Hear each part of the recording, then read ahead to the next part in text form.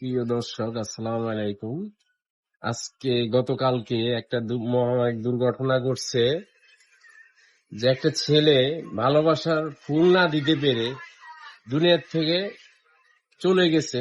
সে আত্মহত্যা করছে। জিনিসটা আমার কাছে খুবই ভয়াবহ, বাবা খারাপ লাগছে যে এরকম একটা দুর্ঘটনা ঘটবে। একটা ছেলে একটা মেয়েকে ভালোবেসে ফুল না দিতে পেরে এই আত্মহত্যাটা করলো। এই জিনিসটা আসলে খুবই খারাপ লাগছে, মর্মান্তিক দুর্ঘটনা।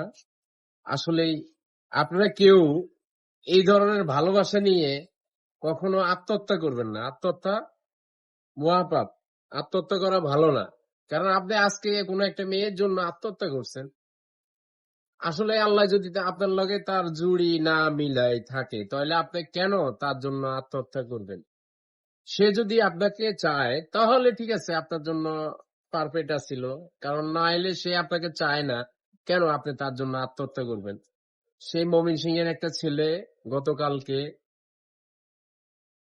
কাঁঠালবাগান ওইদিকে একটা ছেলে ছাদের উপর থেকে লাফিয়ে পড়ে মারা গেছে। তার ছবি সহ আমরা উঠে আনছি, আপনাদেরকে দেখাবো।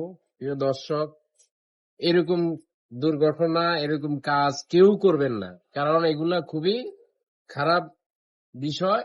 কারণ ভালোবাসা দিবস গেছে, তার জন্য ফুল দিতে পারেন নাই, না দেওয়ার কারণে সে আত্মহত্যা করে মারা গেছে। এখন তার লাভটা কি হলো?